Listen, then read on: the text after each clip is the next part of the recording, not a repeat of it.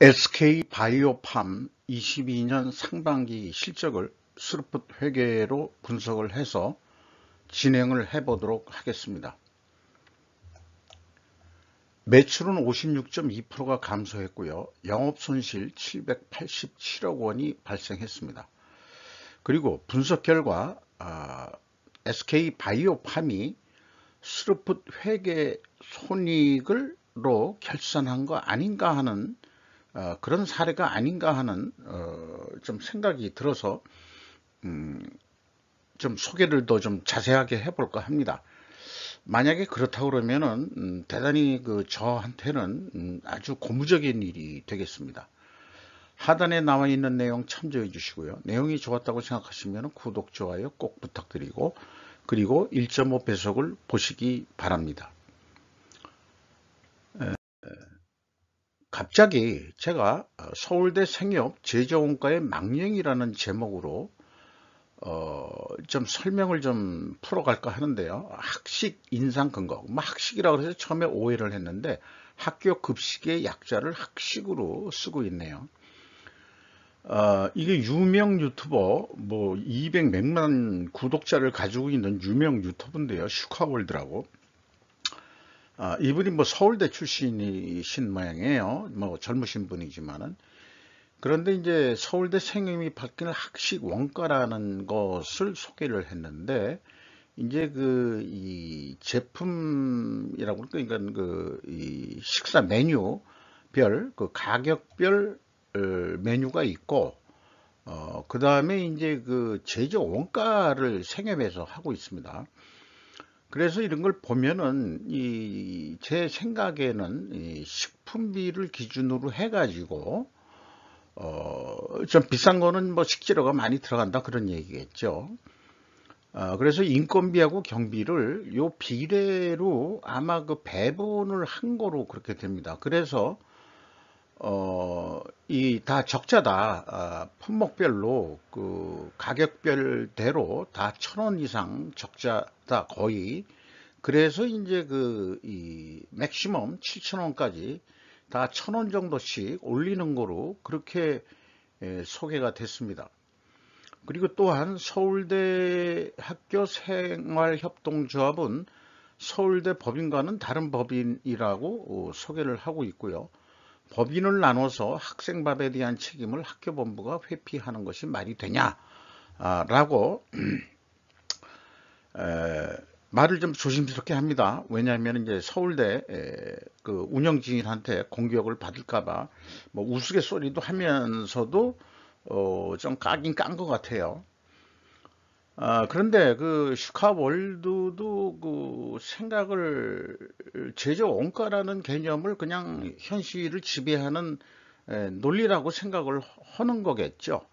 그래서 하버드 대학의 비율을 들어가지고 원래 학생 식당이라는 것이 거기서 대화를 이루고 선후배지간에 하면서 모든 이 학문의 어떤 기폭제 역할을 하는 그런 중요한 장소가 이렇게 서울대학교하고 분리돼 가지고 생협이라는 걸 만들어서 하고 있다는 게 좀 불만으로 그렇게 표시가 됩니다.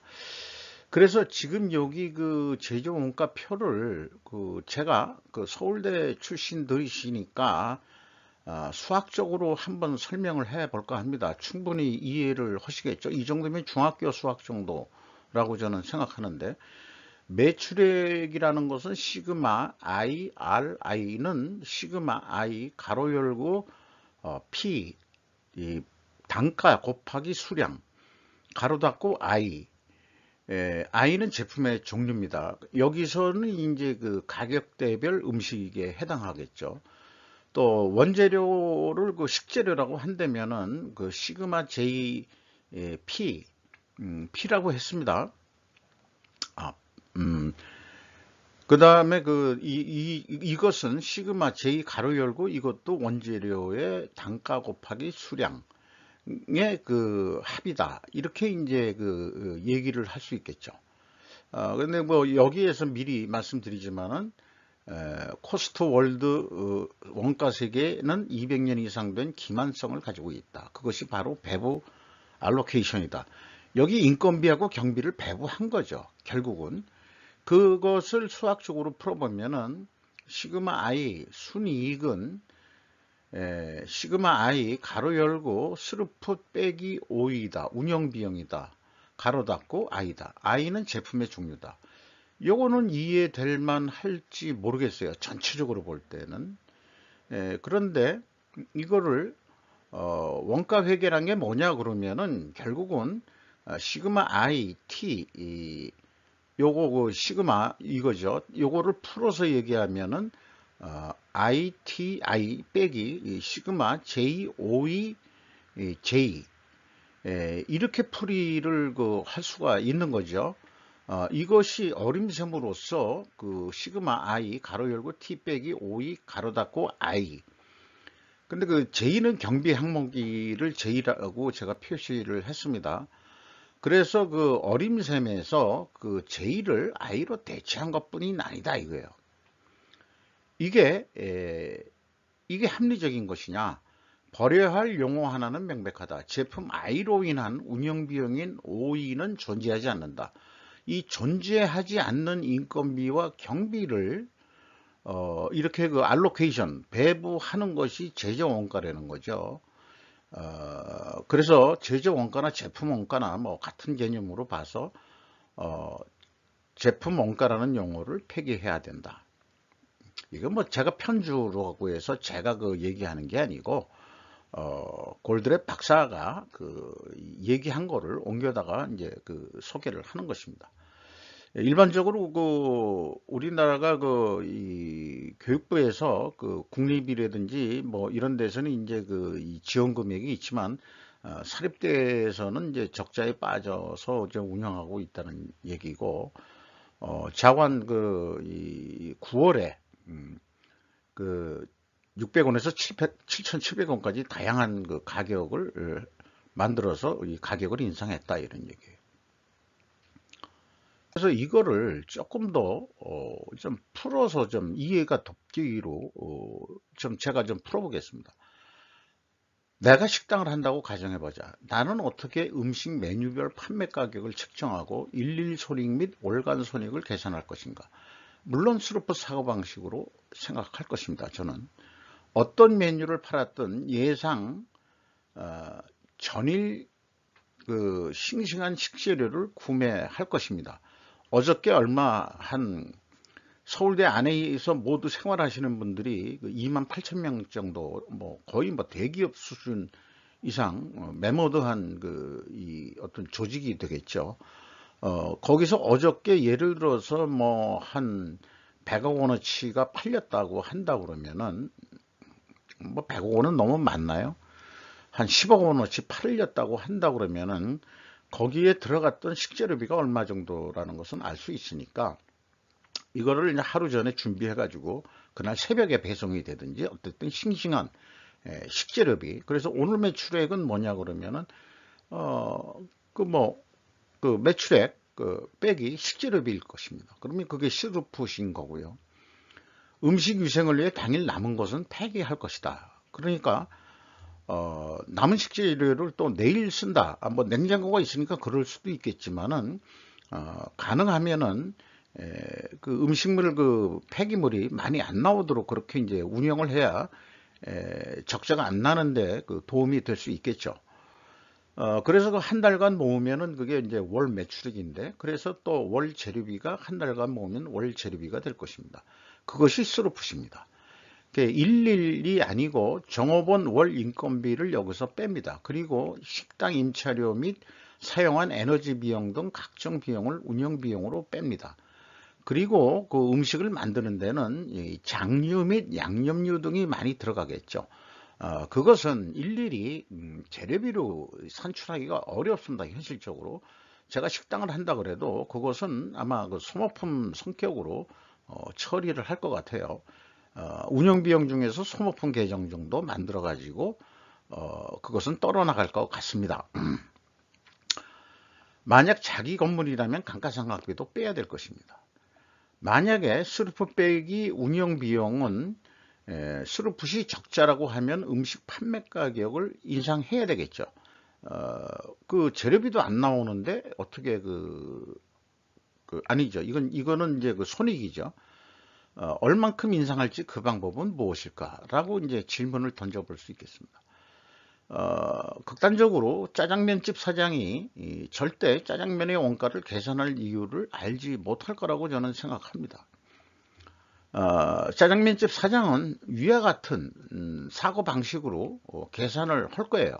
스루프터기를 안 배웠어도 그렇게 생각을 할 것입니다. 그래서 지금까지 얘기한 거를 숫자적으로 좀 이해하기 좋게 얘기를 한다면은 서울대 생협식당 월 손익계산서. 자, 월 매출액을 100억을 팔았다. 식재료비가 30억 원이 들어갔다. 그러면 스루풋이 70억 원이 남는다. 근데 인건비가 30억 원이 나갔다. 그리고 월 운영비용이 50억 원이다. 그래서 버텀라인 10억 원이 적자다. 그러면 이걸 단단히로 10,000원짜리 말하자면은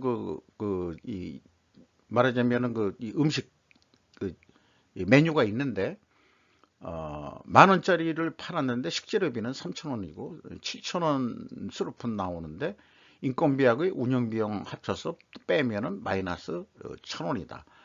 요거를 제가 단기 순이익이라고 안 그러고 버텀라인이라고 표현했어요. 서울대 생이면은 버텀라인의 의미를 왜 그 서양에서는 버텀라인이라고 하는지 이해를 할 겁니다. 왜 그러냐면은 마지막에 이 사람들은 밑줄 긋고 이 손익을 계산하니까 그렇습니다. 생협이 비영리 목적 법인이라면 우선 전반적으로 음식가격을 10% 인상할 수밖에 없다.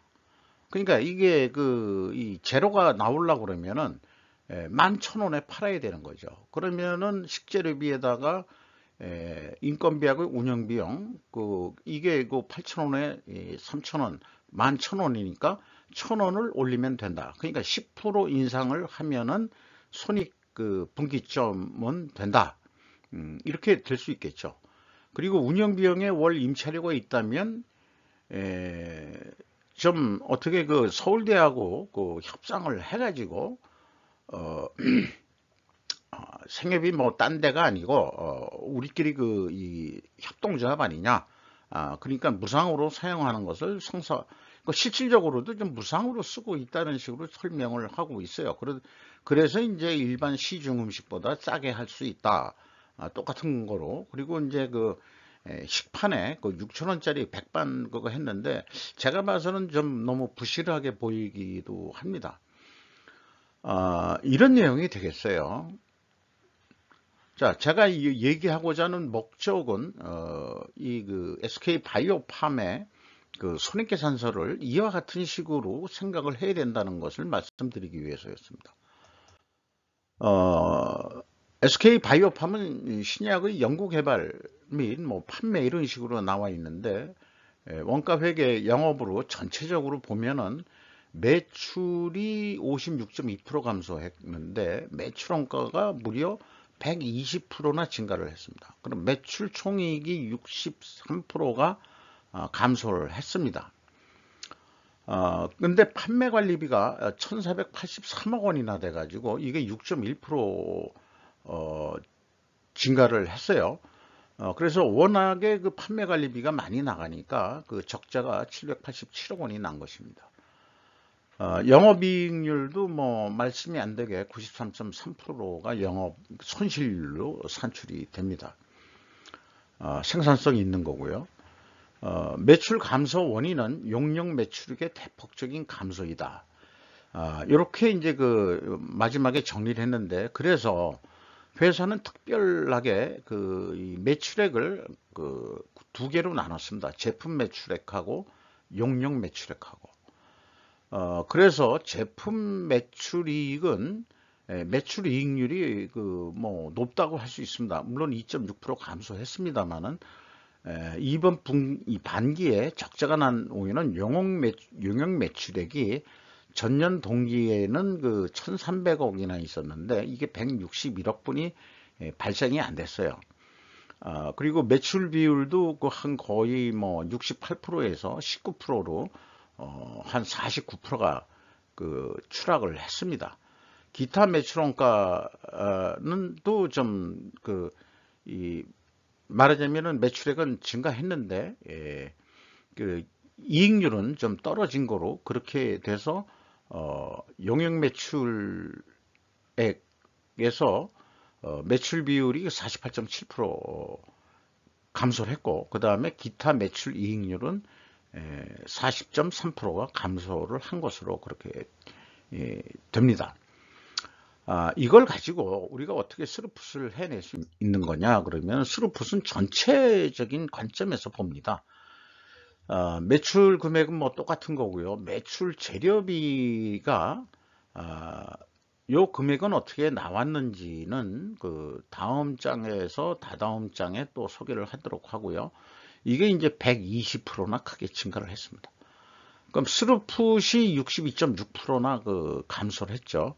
그래서 스루풋률은 무려 14%나 하락을 했습니다. 그런데 이거를 재구성하다 보면은 가공비가 없어요. 이 제품이 분명히 있는데 가공비 배분을 안 했습니다. 그리고 그 공장에서 들어가는 모든 비용을 그 판매 관리비로 포함시킨 거로 그렇게 해석이 됩니다. 그래서 그 판매 관리비라고 그 원가 회계에서는 얘기를 했는데, 이게 이제 운영비용이라고 얘기해도 되겠죠. 전체 운영비용. 이게 103.3%나 크게 증가를 했습니다. 그러면은 뭐 영업 적자는 뭐 불보듯 뻔한 거죠. 그래서 787억 원의 적자가 났고, 원가 회계 영업이익하고 차이가 없습니다. 원가 회계 손익을 했다 그러면 분명히 차이가 나는데, 이 차이가 없다는 얘기는 가공비 배분을 안 했다는 얘기예요. 자, 그러면 그게 스루풋 관점으로 그 결산을 한 거 아니냐, 이런 희망을 가지면서 또 진행을 해보도록 하겠습니다.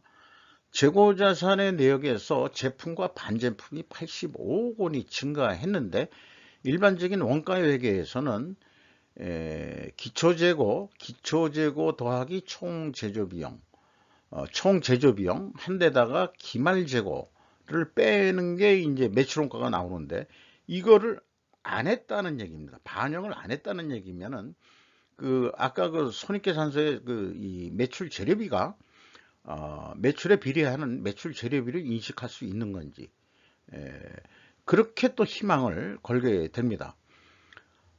왜 차이가 없는 것일까? 그것이 바로 그 SK바이오팜이 스루풋식 결산을 해놓고 원가회계 용어로 손익계산서를 표시한 거 아니냐라는 기대를 하게 됩니다. 비용의 성격적 분류 내용을 보면은 분명히 그 공장 운영 비용이 이 안에는 들어가 있다고 판단이 됩니다. 왜냐면은 이제 감가상각비 같은 게 이제 공장 감가상각비도 있잖아요. 그 본사 건물 감가상각비도 있겠지만은, 그 종업원 급여라는 게 이제 공장에서 근무하는 인원도 있고 또 본사에서 근무하는 인원도 있을 것이고요. 교육 및 조사 연구비 같은 경우에는 이제 그 본사 비용에 해당할 거고, 뭐 관리 및 경비 용역비도 뭐 그럴지도 모르죠. 기술 용역비도 그 말하자면은 그 판매 관리비에 들어갈 확률이 많고, 지급 수수료도 많습니다. 어쨌든 그 이 가공비가 이 안에 들어가 있는데, 회사는 5위 1483억 원을 묶어 가지고 이거를 전부 다 판매 관리비로 표기를 한 거죠. 잘 했습니다. 만약에 스루풋 개념을 가지고 계셨다면은 현실이 원가 세계의 용어로 지배하는 시대다 보니까는 그렇게 손익계산서를 물론 흑자가 난 상태에서 그렇게 얘기해 줬으면 더 제가 기운이 났을 텐데, 적자가 나는 원인을 확실히 이 사람들도 분석하기 위해서 그 스루풋식으로 결산을 한 거 아닌가, 이렇게 저는 판단이 됩니다. 그래서 회사는 요 CSM만 그 공시를 했거든요. 원재료 등의 사용액이라고 해서. 그러면은 그 재고자산의 증감액을 여기다가 반영을 하고 원가 회계처럼 나머지를 그 원재료 등의 사용액이라고 그 역산해서 풀이를 이렇게 해낼 수 있는데, 종합적으로는 이걸 감안하면은 147억 원의 재료비가 들어갔다. 그런데 가공비 배부 제거자산 안 하니까 이 생산 재료비가 바로 매출 재료비하고 동일 개념이 돼버린다. 이렇게 얘기할 수 있겠습니다. 운영 비용이 판매 관리비하고 일치를 하죠. 자, 그러면 가공비가 없다는 얘기입니다. 그러면은 원가 회계 손익하고 차이는 당연히 없게 나오게 되겠습니다. PQ 총 제조 비용, 그래서 차이가 없고요. 주요 운영 비용에서 인건비가 138억 원이 집행이 됐는데 전년 동기 대비보다 무려 38.4%가 감소했습니다. 근데 직원은 16명이 증가했거든요. 근데 그 평균 6개월의 평균 임금이 5,460만 원이면 이것도 작은 규모가 아닌데 작년에는 무려 뭐 그 6개월의 그 임금이 그 연봉 수준으로 올라갔어요. 이게 작년에 뭐가 녹아나 가지고 그 보너스 뭐 등등이 들어가서 이렇게 됐는지 그렇게 추정이 됩니다만은 올해 무려 임금이 42.3%가 삭감이 됐습니다. 연간 그래도 1억 이상은 예상이 되고요. 전년도는 거의 2억 원대의 연봉들을 받아갔습니다. 지급 수수료율은 크게 뭐 오르진 않았어요. 증가하진 않았습니다. 재고자산 매출원가 회계 투명성의 2단계는 의미가 없고 또 1단계에서도 PQ 총 제조 비용의 차이가 없기 때문에 현금 흐름 기준 전체 재고자산의 증감액은 일치를 합니다. 재고자산 평가손실 환입액을 가감해 주면은 일치를 합니다. 여기까지 하면은 그 재고자산 매출원가 회계가 일단 1차적으로 패스됐다. 이렇게 말씀드릴 수 있겠어요. 경영평가지표로 와서 그 WCAI 회전율이 1.6에서 0.7 회전 거의 반 이하로 그 떨어졌습니다. 그리고 수르픈율도 떨어졌습니다. 이렇게 그 동일 방향으로 같이 하락을 했으면은 매출원가 재고자산 매출원가 회계가 투명하다고 분석 경험상 그렇게 가정을 합니다. 그럼 이 경우에 이것을 그 입증하려고 그러면 원재료 가격이 크게 상승을 했든지 재고가 증가했으니까요. 그리고 수르픈율이 그 또 떨어졌다는 얘기는 판매 가격이 하락을 했어야 됩니다.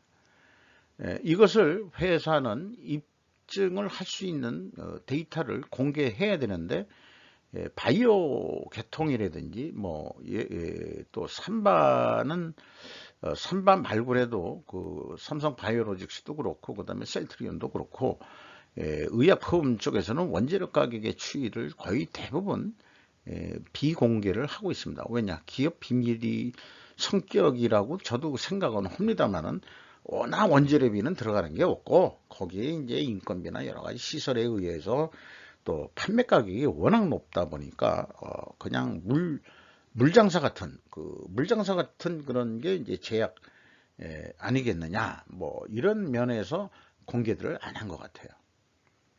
뭐 생산성도 뭐 대책 없이 떨어졌고요. 임팩트라는 게 이제 미래 가치로 계산하는 건데 83.1%나 떨어졌습니다. 그래서 그 원재료 가격에 대한 변동률에 대한 이 상승률을 구할 수 없어가지고 이 가격에 대한 그 상승 압박률, 그 재료 비율이 그냥 100%다 이런 얘기입니다. 가공비가 없기 때문에.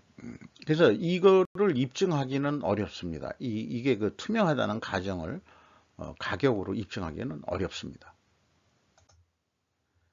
원가 회계 개념으로 그 연말까지 매출을 그 해본다면은 적자기 때문에 요거를 손익분기점으로 하면은 한 3,430억 원 정도 해야 된다. 그래서